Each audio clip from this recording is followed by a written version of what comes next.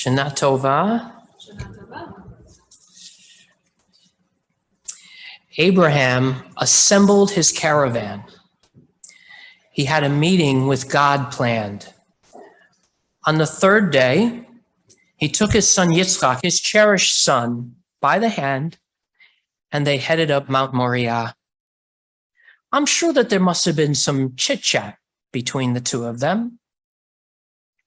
I think about my son Sam, especially when he was an adolescent, and how he would bip. He's almost 26, and he still goes on and on.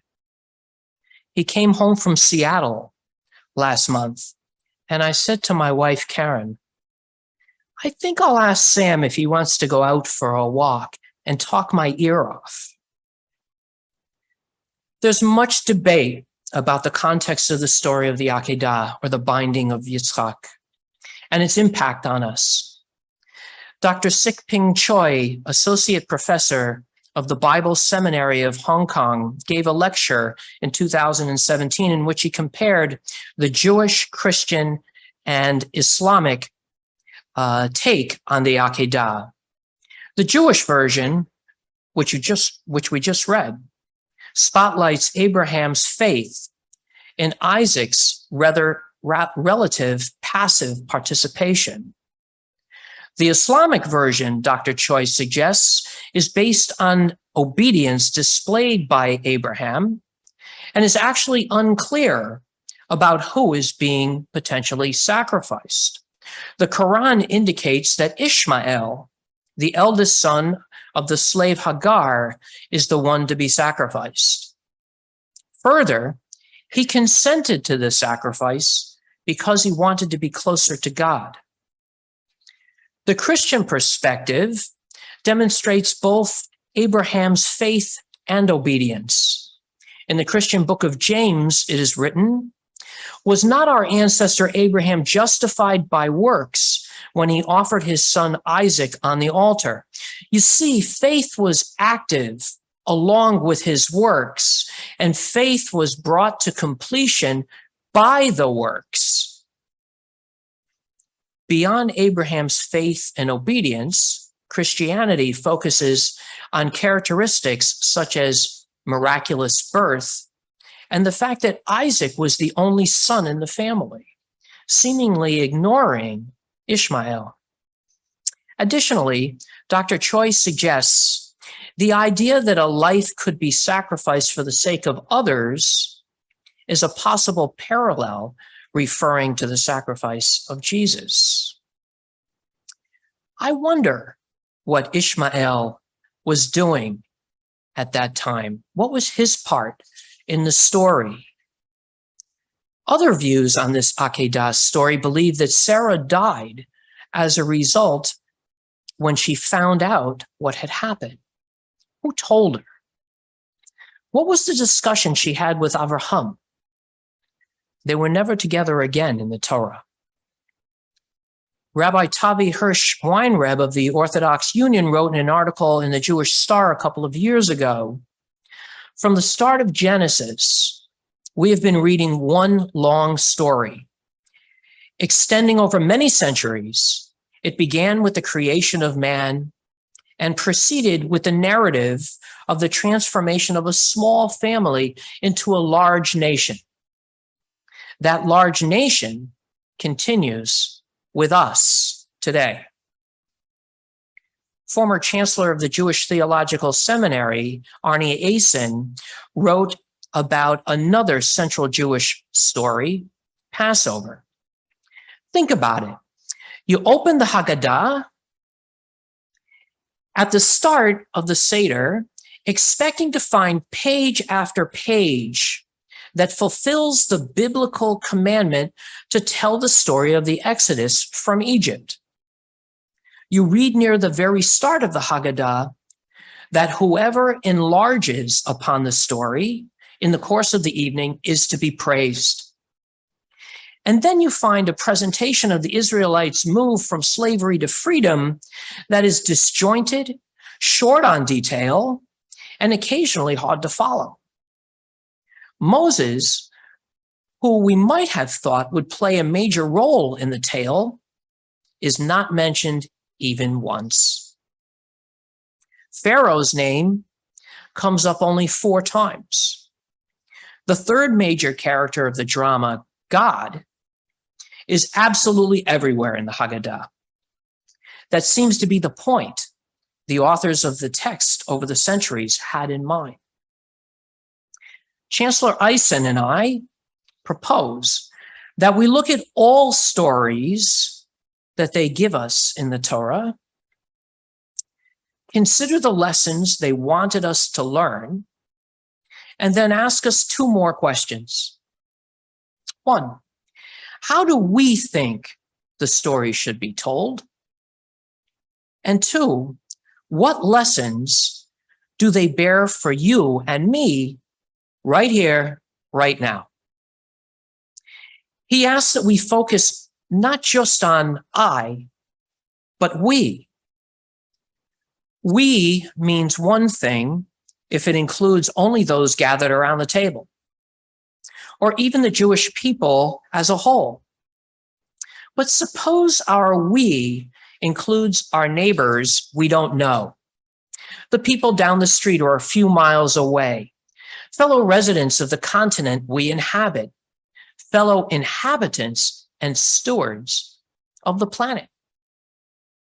Whether we are reflecting on the impact to our lives of the Akedah story of Rosh HaShanah, or the trip to the Promised Land at Passover, or the founding of Medinat Yisrael, the state of Israel, or what we will take away from our High Holy Day services here at Temple Emanu-El, we all have a Torah story to tell.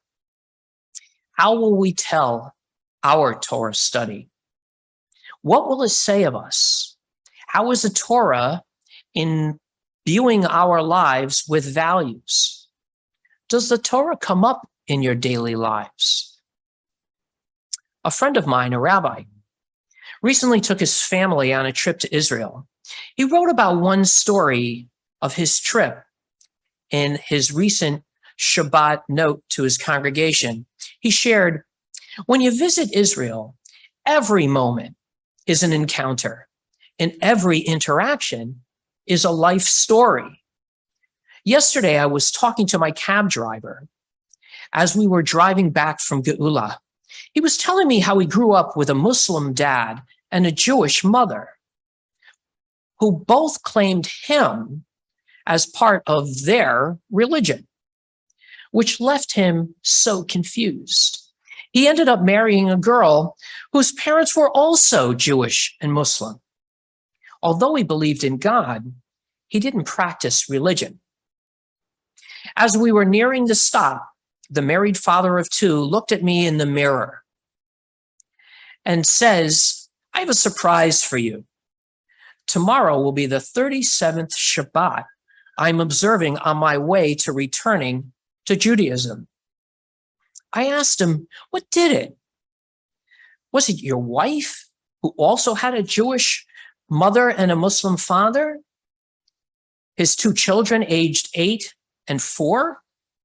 He looked at me and he said, I don't know.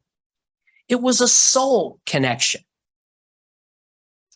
The reference in the rabbi's story to looking in the mirror reminded me of one of my favorite musical storytellers, Harry Chapin, who sings in his song Taxi, it took a while, but she looked in the mirror and she glanced at the license for my name. A smile seemed to come to her slowly. It was a sad smile just the same. And she said, how are you, Harry? I said, how are you, Sue? Through the too many miles and the too little smiles, I still remember you. It was somewhere in a fairy tale. And it goes on from there. A story of lives of 2 people. Rabbi Weinreb asks, Why does a book that is the Torah, designed to teach the reader about religious belief and practice, take the form of a narrative? He says the reason's really quite simple. The Torah recognizes the power of a story to influence the minds and the hearts of people. He says that he remembers the stories his teachers told him better than the academic lessons they taught him. According to Jewish tradition, the white spaces between the black letters and the space in the margins of the Torah are equally important. It is within them that we see ourselves and most discover life's mysteries. We find our narratives and our Torah story in those spaces. We take the letters, the lessons, the guidance that we find in the Torah stories to craft our own. I say that we should look at our Rosh HaShanah Yikatehevun and not count in the next year how many will live and die, who by water and who by fire, but rather, who will find the cure for disease? Who will inspire a young person to go back and finish school? Who will develop policies that address homelessness? Who will find the right therapy to address drug addiction? Who will bring warring peoples together at the peace table? Which one of us will inspire all of us to look into the eyes of our neighbor and see promise, not problems? Who will connect souls and see the we, not them? Rabbi Weinreb of the Orthodox Union wrote, I long ago became familiar with an approach to personal narrative as a basis for curative change. My favorite mentor would emphasize that when a therapist first encounters a patient, his opening question should not be, what is your problem? But rather, please tell me your story. At this Rosh HaShanah, when we hear the call of the shofar and contemplate God's calling out, Avraham, Avraham, might God actually be calling each one of us? Sadie, Josh, Rachel, Ben, Phil, all of us. When we assemble our caravan and saddle up our camel, where will we be going? And what will our story of Torah be? Shana Tova.